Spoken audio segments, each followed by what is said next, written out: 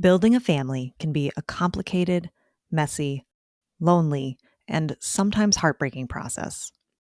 But you don't have to navigate this challenging journey alone. Welcome to the All Paths podcast, where we support and celebrate all of the different ways there are to grow your family. We're your hosts, Emily and Kate, from the nonprofit organization All Paths Family Building. And today we're talking to someone who's dear to us about her journey. Haya, thank you for joining us today. Thank you for having me. I'm excited to be here. So before we get into your family building journey, do you mind just introducing yourself to our listeners?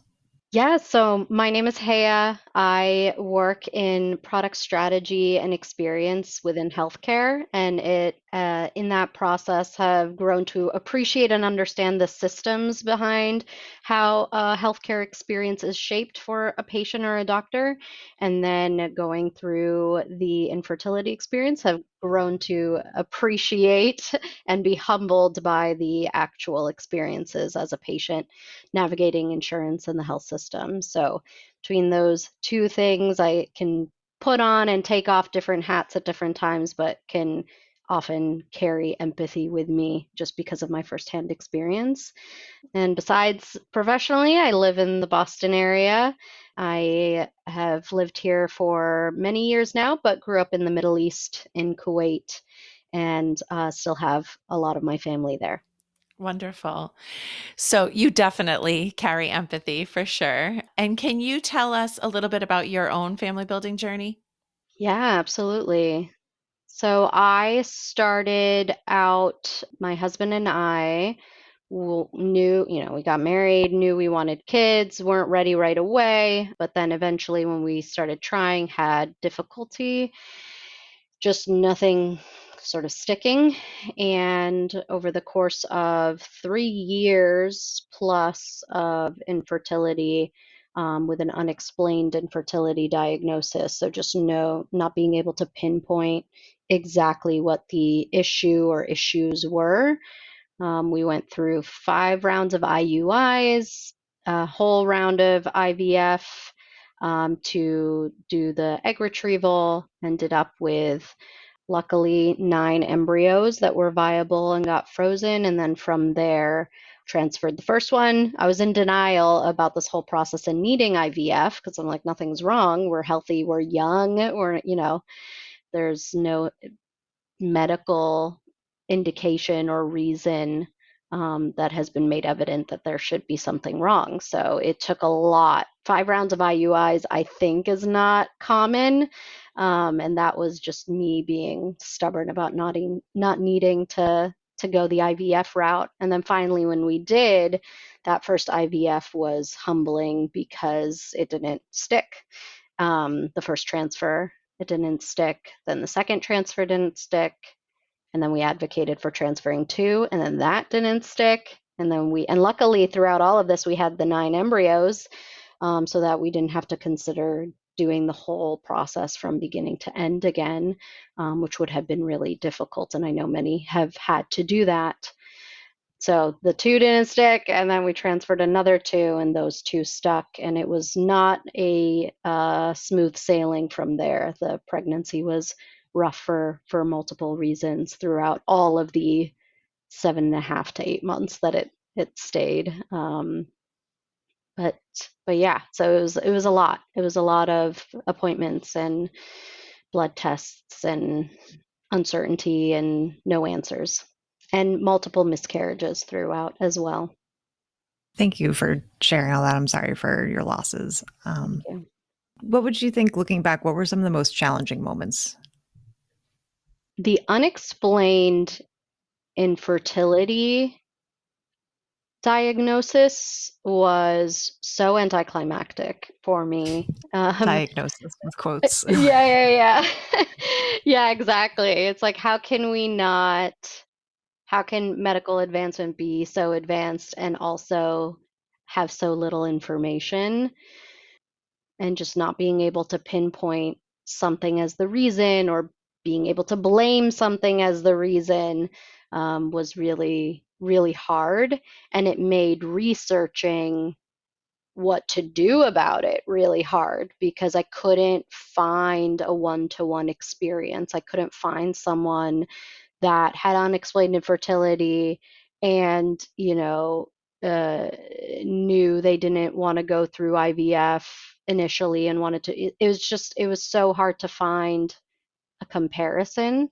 And I'm a planner. I'm a like to gather as much information as possible and gather the options and then be able to, from there, make a decision. But it's just, there's so many variables and unknowns that I ended up spiraling many conversations and trying to decide what made the most sense and what was the most right path. So that was really hard. The losses were really hard, because you get so close, you get so hopeful, and then there's still no explanation. At least in my case, there was still, after the 2 miscarriages, there were still no explanation as to why it should have stuck. It should have gone through and been a viable, successful pregnancy. Yeah. Well, I will just say this is so relatable. I'm like shaking my head and feeling it in my bones as you're talking. Just really can relate to this so much. So thank you so much for sharing. And looking back, how do you feel like how did you navigate the kind of obstacles and disappointments? Are there things you guys did to kind of comfort yourselves that you'd recommend to others? Or are you looking back and thinking like, I wish I did other things to deal with these kind of forks in the road? Yeah, the biggest thing that helped us was keeping certain chosen family and friends in the loop. And it was hard to do that because we needed to find the right balance of friends that would support us no matter what stage we were in and no matter how we were feeling at any given moment, and to check in on us, but not too much and not at the wrong time. And that's a tall order for any person. It's a tall order for me as an individual who's in my head, knowing what I need at any given moment. But we have such great friends, and keeping that handful of folks in the loop throughout helped us not stay just in the grief and panic and uh, decision making just within ourselves, myself and my partner, while also being able to take space from folks if we needed it, and grieve on our own if we needed it, but still have a support system that was checking up on us. And the key piece there, everyone has their support system. The key piece for us there was in the deciding of who do we bring into the fold was so critical, because we couldn't bring people in who needed to be held by us in the uncertainty and in the panic. We needed to be held, and we needed to be our perspectives to be shifted, or whatever, in any given moment and on any given day, what we needed. A phone call, being available, having empathy. And some of these people have and had kids during this process, so that wasn't part of the criteria for us. And I'm like being methodical about it and talking about a list and a criteria, because that's just who I am and how I think. My husband as well. But it was, just having my best friend text me, say, "Hey, I have a story to share. Are you feeling up for me sharing it?" And I didn't tell her that that's what I wanted her to say or how to approach it. She just did her own research, or just knew that that was a kind thing to do. And sometimes I'd say yes, and sometimes I'd say no. And this was especially difficult because we got pregnant at the same time, and mine didn't. I miscarried. Um, and she came to a successful pregnancy at the end, and we were able to stay together and in that joy and in that grief, depending on who the focus was and the moment's focus. That's wonderful. I mean, just because that is very difficult to navigate, and it sounds like she went about it in such a lovely way of, you know, being very mindful of even something that other people might think of as really small, just like sharing a story from her day. But what it sounds like she was very aware of your parallel experiences and then where they diverged so powerfully and kept that in mind. So that's incredible. And I also love what you were saying about how you chose the circle that you didn't necessarily need to also comfort, because that, again, that really is relatable for me. And just that, like, some people that should have been comforting me, which isn't even a criticism of them, I felt like I was breaking my own heart and theirs. And I'm sure you, in some ways, obviously your friends were grieving with you and wishing good things for you, but you didn't have to hold their sorrow with the way you might have to hold someone like closer, even closer to you than a friend. So just wonderful advice. And it sounds like that was a wonderful resource for you. So I'm so glad about that. Yeah. And with that, in line with that, that's how I came about All Paths. I don't actually know how I first found out about these support groups, but that was the first time where I was able to find people that were, I said earlier, I was trying to find someone with my same story, my same diagnosis. And even ultimately, when I found All Paths, I didn't necessarily find someone in my exact situation with my exact diagnosis, but there was enough.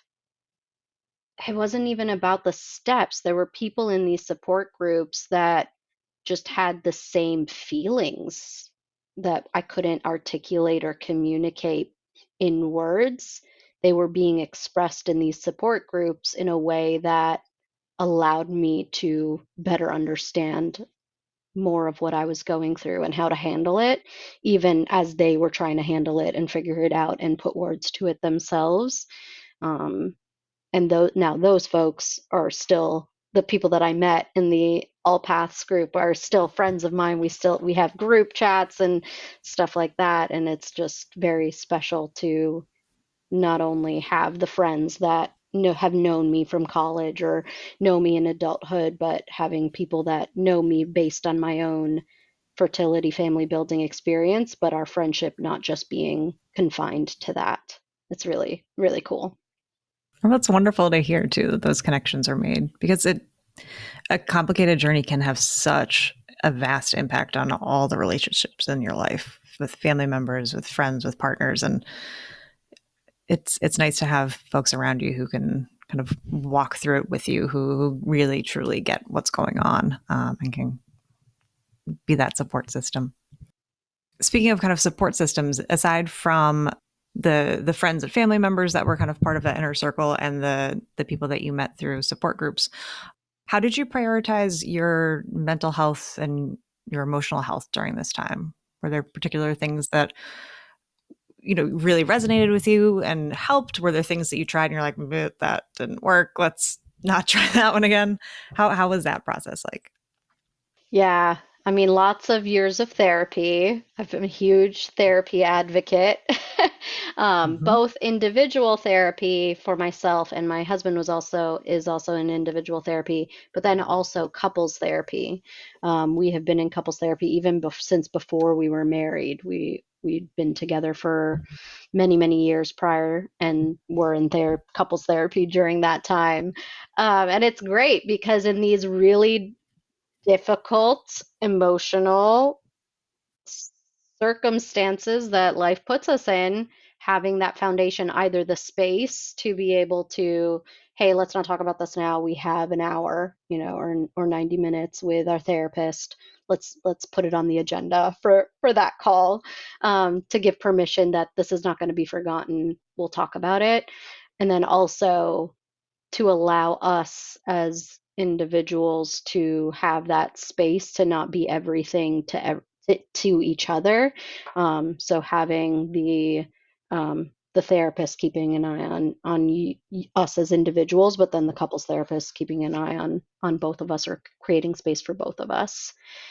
Other things that are softer things that I did are I love ice cream. I love to indulge.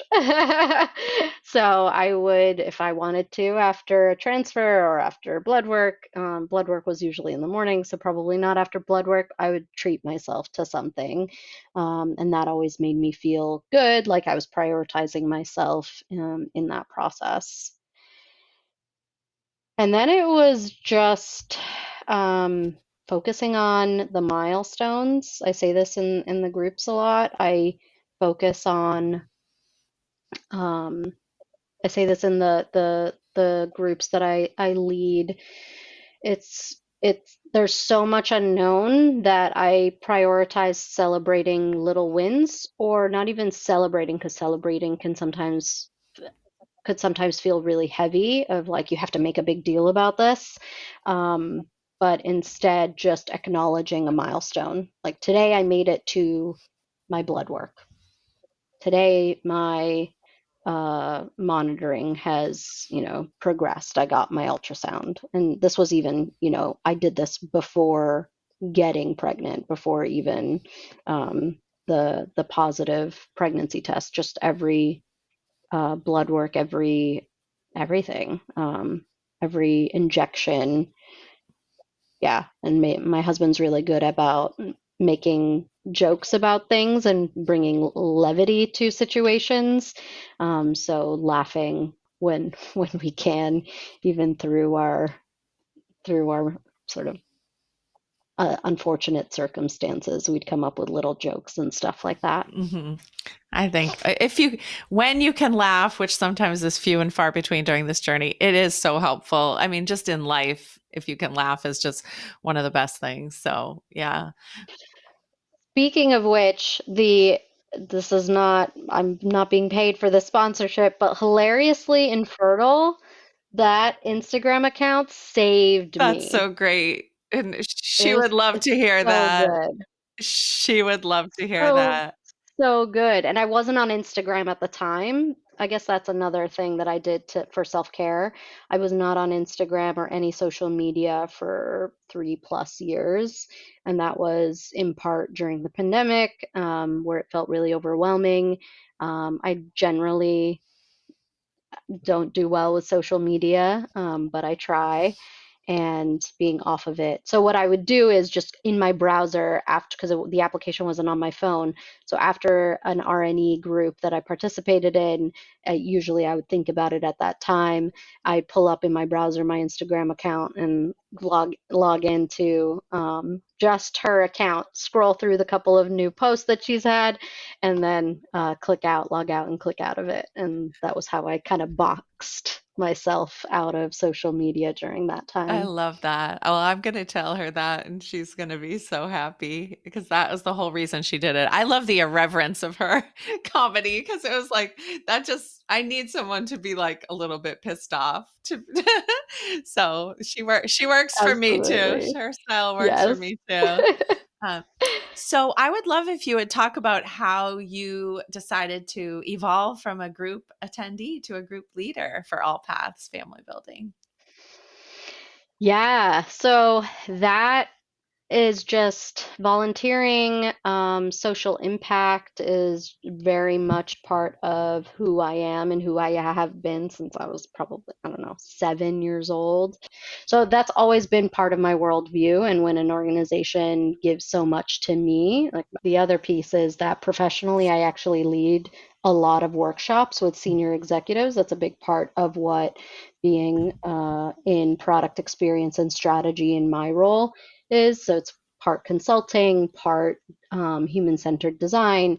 And so being community building oriented, being someone who gathers executives in a room and workshops healthcare challenges is also professionally part of who I am, and what I enjoy doing on a day to day basis. So, leading a support group is super up my alley, something that I learned a lot from the volunteers who led the groups that I was in. And then wanting to, if the opportunity presented itself, I had it in the back of my mind to jump in. So I was really happy to do that at the beginning of the year, and join All Paths. And then that continued to spiral and spark my starting a business. Our Gathering Place has been launched this year, and it's been a really fun process to build out support groups for other types of people with varying needs. So just bringing in all the threads of my life from a young age to professional to personal passion to lived experiences, and continuing to find ways to build community, whether through the business, through work, or through volunteering with All Paths. Hey, well, we love having you on our team. You bring so much to each group, but also, to the whole community. So we really Thank you. appreciate that. But we would love to hear a little bit more about our Gathering Place if you want to chat about that. Sure, yes. So my family building process, as I alluded to, did not end joyfully with pregnancy with twins.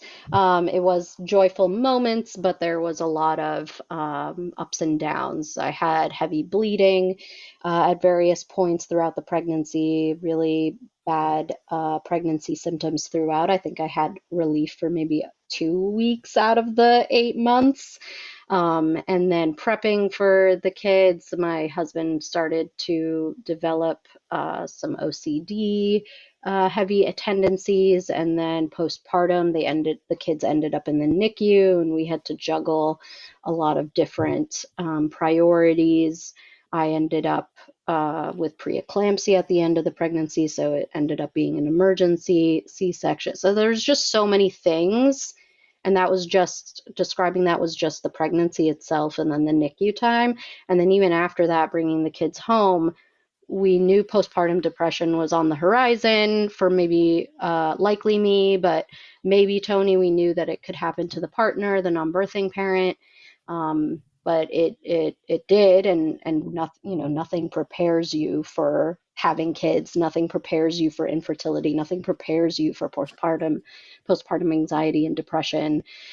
And so the first year was really hard because my husband couldn't be alone in the room with twins, and it was very lonely for all of us at all points in time during a very sleep deprived stage with twins. So it was like amplified for so many reasons. And the way we survived it was all of us, literally 2 infants born at 4 pounds each, a month in the NICU, and a partner with postpartum depression and a partner recovering from emergency C-section.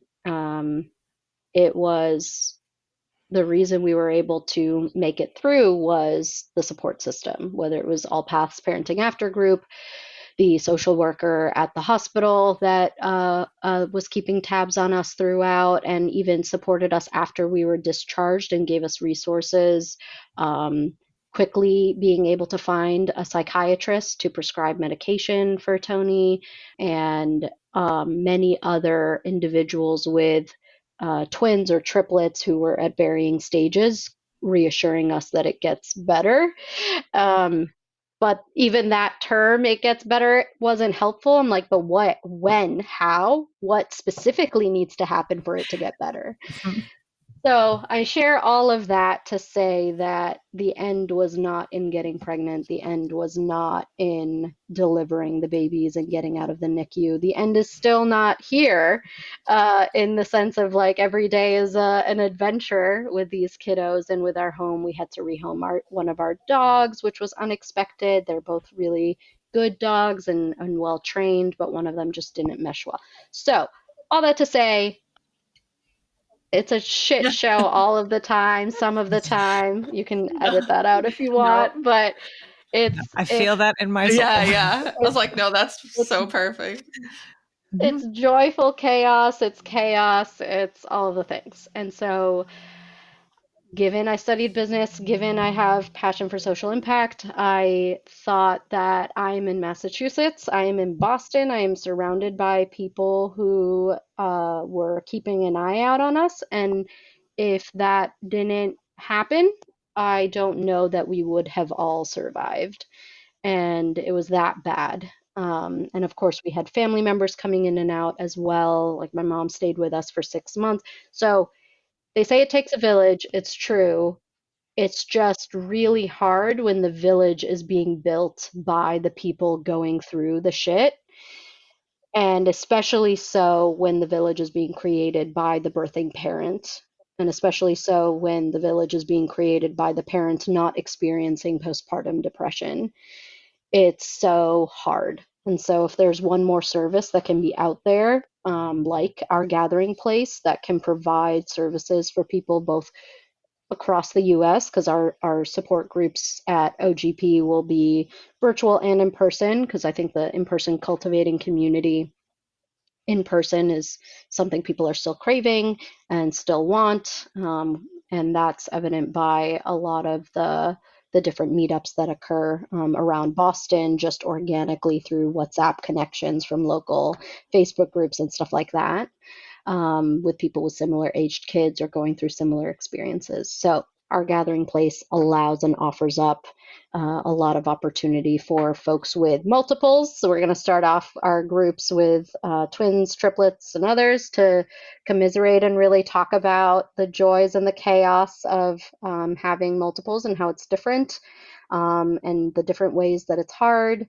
and also talk in more specific terms about, it gets better when this milestone occurs or this happens, or when you try this product and it gets used successfully, or when you blank. It's just being specific in these circumstances was really helpful for us as we navigated. So this is one way I want to give back to the community. And beyond volunteering, I felt like this would be fun to do, match my skill sets in a lot of different ways, and meet new awesome people that hopefully are not having as hard of a time as I did.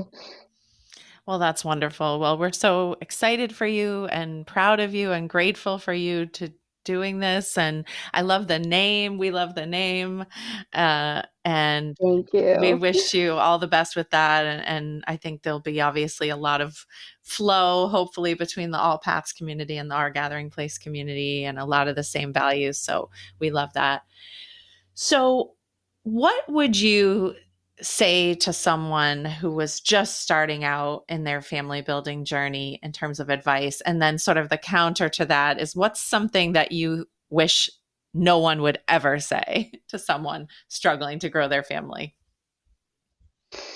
I'll start with what I wish no one would say. I wish no one would say you're going to be a great blank. You're going to be a great parent. You're going to be a great mom. You're going to be a great dad. Don't look too far into the future, and don't necessarily say you're going to be a great blank. Maybe just focus on what they are great at now. You are great at being patient. You are great at navigating the uncertainty. So what I find or found helpful was when folks checked in with me. So what I'd mentioned earlier, a couple friends did this where they said, "Hey, do you want to talk about where you're at with the fertility?" Or, "Hey, I want to share this photo of my kid," or, "Hey, I want to share a story of something." What, just even that check-in, even though okay, she already said or he already said there's a picture coming through of a kiddo, it allows me to mentally prepare for it. It allows me to say no and have agency. And even in the moments where I said no, I'm like, I could have just said yes because I already know what they're going to share. But even being able to say no and not having them share it really helped, because I had control in an environment, in a world that didn't offer me as much of that as I thought I had. And also, it didn't put it in my face. I was able to forget about the conversation a little quicker, and it didn't destroy the relationship or even harm the relationship in any way. It was very, um, it was still very compassionate afterwards. The other thing that I would say has been helpful is what I would talk about just a moment ago of like, it gets better. If you've gone through something, especially if you've gone through IVF, being specific, like, oh, I found it helpful when, if the person is receptive to feedback or advice or reassurance, and you've established that in the conversation, being able to say like, oh, it gets better when, or I found it really able to take a deep breath after getting the phone call in the afternoon, or it was helpful for me to book up my time when I, just have something specific when I was in the 2-week wait, having something specific that you share rather than this abstract, because in that moment it just feels like you're being dismissed in how you're feeling in that moment. And so it's important to share your own experiences of what worked, what didn't, and also to be specific if you can, because it's just everything is so out of our control. That's great. I That's great. totally agree. Yeah, it's great advice, wonderful advice, and such a lovely piece of advice, and one that we haven't heard before. And then also just, I think, a great advice for friendship in general, which I don't always take, but that I love, that is similar to what you said, is that, and not specific to fertility and family building struggles, is to just say, like, right up front, do you just need to vent, or are you looking for advice? And I love that. And it's similar, it sounds like, to what your friends did, which is they put you in the driver's seat in terms of what you wanted in that moment. And then it's also helpful for the person giving support, because they know, like, am I just listening here, or do you want me to share advice? And so whenever there's something that's helpful for both parties, like, let's do it, that's going to be helpful to everyone. So thank you so much for that. Yeah, no, I completely agree. Thank you for everything that you do for our community. People are always welcome to come hang with you in one of our support groups. But if anybody's interested in learning more about our gathering place, where would they find that info? Yes, ourgathering.place, either on Instagram or the website. And I encourage folks to sign up for the newsletter. That's where most of the communication will come from at a regular cadence, although I am trying hard with the Instagrams. Ourgathering.place is the domain, so no need to put a .com there, just ourgathering.place. So cool. Wonderful. Well, thank you, Haya, so much for being with us today. And thank you to everybody who's listening. We hope you'll join us next time for more family building stories and resources. Be sure to subscribe wherever you listen to podcasts to make sure you never miss an episode. And follow us on social media at AllPathsFB, or visit our website, allpathsfb.org, for more information about our work. All Paths Family Building is so grateful to the members of our circle of support, who are vital to our ability to provide emotional support, education, and advocacy that is open to anyone struggling to grow their families. Today, we want to give a special shout out to our platinum sponsor, EMD Serono. Thank you for joining us for this episode. Please help spread the word so that anyone struggling to grow their family can join the conversation. It's an honor to walk with you on your family building journey.